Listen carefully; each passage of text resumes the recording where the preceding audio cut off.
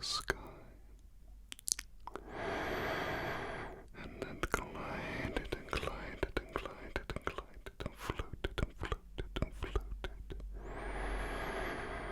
until it eventually found itself on the woodland floor.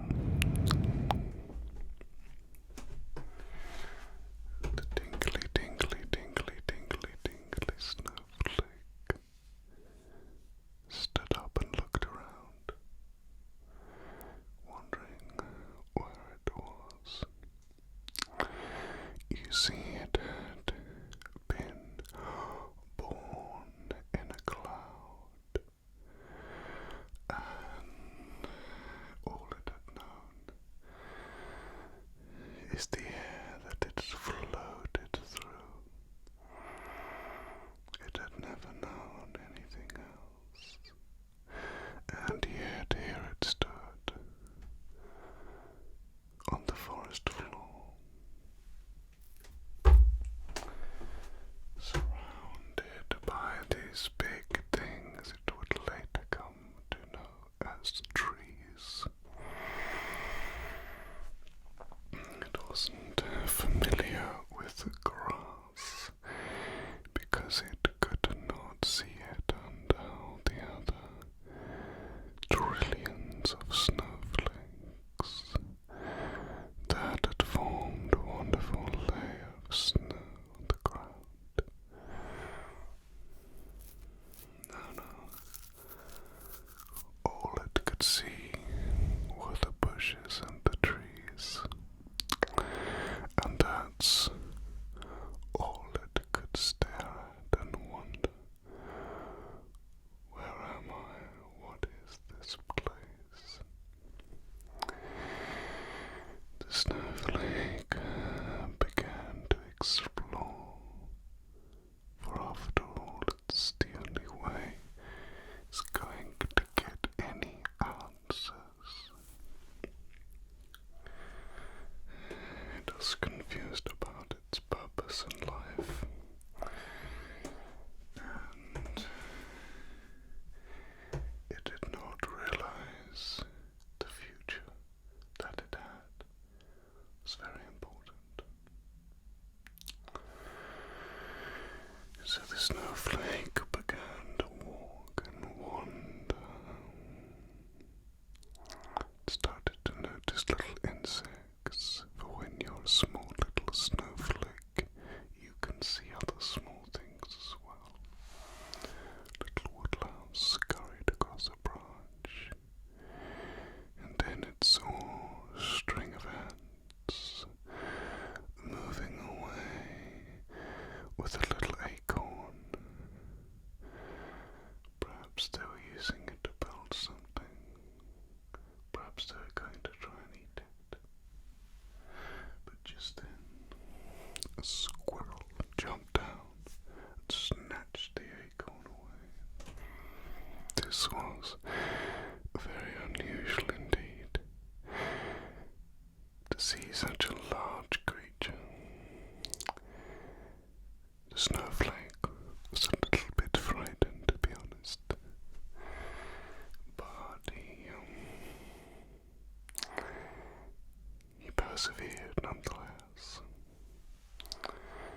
He wandered a little bit longer and he came across a large cave. He decided to go up to the entrance. Now remember, it's not heat that the snowflake was after. The snowflake was not cold. No. He is after all made of snow. He is not cold, but he is curious. He wants to know what is going on. What is this world around him? As he approaches the entrance of the cave, he sees a little rabbit pop its head out from under the ground. The rabbit looks at him and says, "Hello, little snowflake.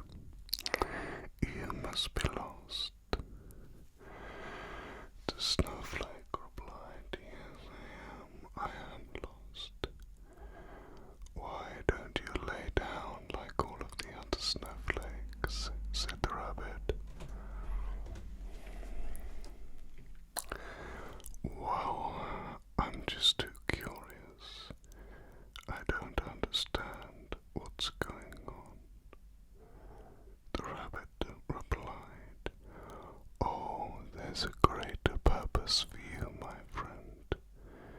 Keep walking and learning, and I'm sure you will find the answer.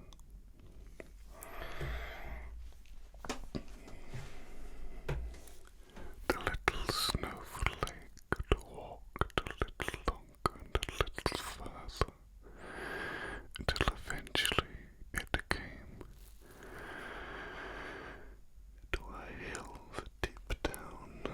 It was at the top of the hill, and the hill dipped down. And as a result of this elevation, it was level with a branch from a tree that was lowered down. And on that tree was an owl that was looking at the little snowflake. The wise old owl asked the snowflake if it was okay. And the snowflake replied, "I'm a little bit lost and a little bit curious. I fell out of the sky and now I'm not sure where I am or what I'm supposed to do."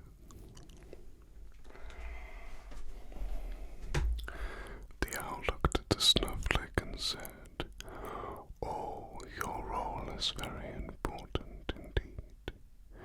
Do you know that none of these things in this forest could exist without you?" Snowflake was very puzzled by this. Being so small, couldn't understand how he could have any significance in the existence of such a large forest with so many creatures. Snowflake said, "I don't understand." The owl said, "When things get warmer, then you will see why you're here." Now the snowflake didn't understand what warmer meant, for all it had known is the cold, fresh chill of the snow. So the snowflake walked on a little bit further, and eventually he found a river. It was a wonderful river, very gently flowing, and sat at the side of it was an otter in a little suit and a hat. "Hello there, little snowflake," said the otter. "Hello," replied the snowflake. "I don't know where I am or what I'm doing, and everyone I talk to seems to be very mysterious about their answers to me." "Well," said the otter, "you are of great importance. You see, when it gets warm, you will turn into this great river." The snowflake said, "I don't understand how." He said, "Well, you will melt, and you will join the river." And the snowflake said, "Oh, what does that do?" And the otter said, "Well, that feeds the whole forest. It feeds the animals, and it nourishes them and replenishes them with the water they need to live and flourish. And without it, there would be no forest at all. No animals, no nothing.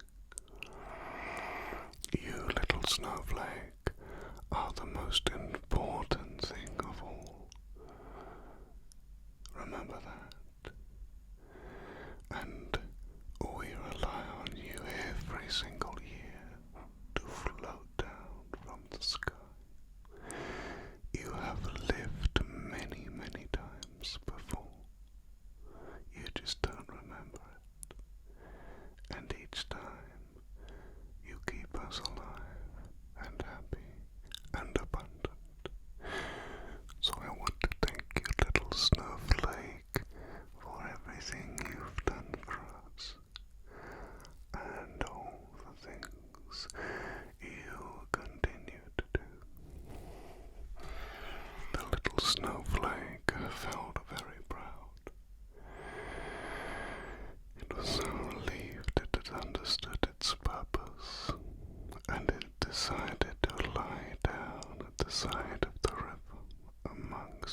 the snow and have a wonderful, wonderful, relaxing sleep until the time would come when it would gently melt away and